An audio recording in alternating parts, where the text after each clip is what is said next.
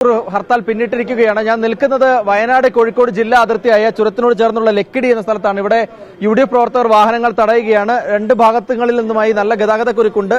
പ്രതിഷേധത്തിന് ശേഷം ഏകദേശം വളരെ കുറച്ച് വാഹനങ്ങൾ മാത്രമാണ് ഇടയ്ക്കിടയ്ക്ക് കടത്തിവിടുന്നത്. ഇപ്പോഴും നമുക്ക് കാണാം വലിയ ഗതാഗതക്കുരുക്ക് തന്നെയുണ്ട്. ഏറ്റവും പ്രധാനപ്പെട്ട കാര്യം ഈ ഹർത്താലിലേക്ക് നയിച്ചിരിക്കുന്നത് ഈ വയനാട് ഉരുൾപൊട്ടൽ ദുരന്തത്തിൽ കേന്ദ്ര സർക്കാരിന്റെ സഹായം ഉണ്ടായിരുന്നില്ല, പ്രത്യേക പാക്കേജ് പ്രഖ്യാപിച്ചില്ല എന്ന വിഷയം തന്നെയാണ്.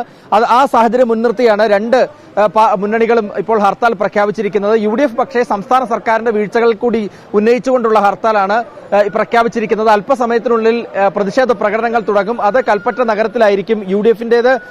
ഒപ്പം തന്നെ മാനന്തവാടി സുൽത്താൻ ബത്തേരി ഉൾപ്പെടെയുള്ള സ്ഥലങ്ങളിലും കേന്ദ്ര സർക്കാർ ഓഫീസുകൾക്ക് നേരെ ഉള്ള ഒരു പ്രതിഷേധം, അങ്ങോട്ടേക്കുള്ള ഒരു മാർച്ച് കൂടിയായിട്ടാണ് ഈ പ്രതിഷേധം നടത്താനായി പോകുന്നത്. ഇപ്പോൾ എന്തായാലും നമുക്ക് കാണുന്നത് പോലീസ് ഇടപെട്ട് ഈ ഗതാഗതം പുനഃസ്ഥാപിക്കുകയാണ്. പക്ഷേ പ്രവർത്തകർ അതിന് സമ്മതിക്കുന്നില്ല. വാഹനങ്ങൾ ഇപ്പോൾ തടഞ്ഞുകൊണ്ട് പ്രതിഷേധിക്കുന്നതാണ് നമ്മളിപ്പോൾ കാണാൻ കഴിയുന്ന കാഴ്ച.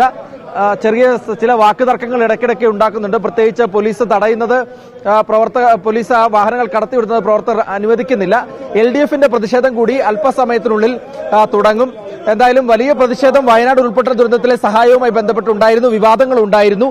എന്തുകൊണ്ട് സംസ്ഥാന സർക്കാർ ഇക്കാര്യത്തിൽ ഇടപെടുന്നില്ല, അല്ല കൃത്യമായ ഈ ആളുകളുടെ റീഹാബിലിറ്റേഷൻ പൂർത്തിയാക്കുന്നില്ല എന്നതാണ് UDF ചോദിക്കുന്നത്.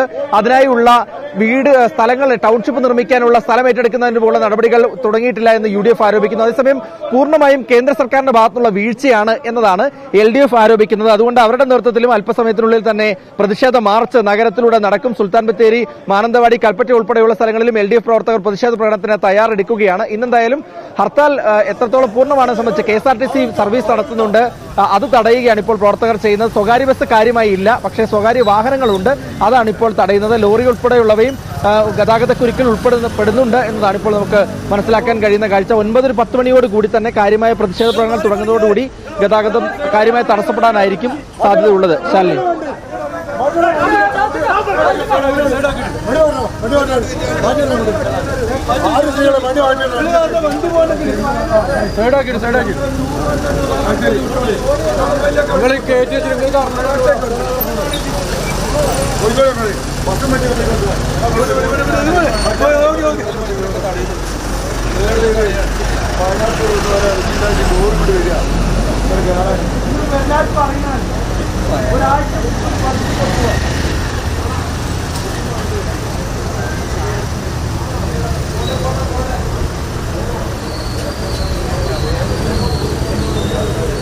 വയനാട്ടിൽ ഉരുൾപൊട്ടൽ ദുരന്തം നടന്നിട്ട് 4 മാസമാകുന്നു. ഇതുവരെയും അവരുടെ പുനരധിവാസം അടക്കമുള്ള കാര്യങ്ങളിൽ മുന്നോട്ടു പോകാൻ കഴിഞ്ഞിട്ടില്ല.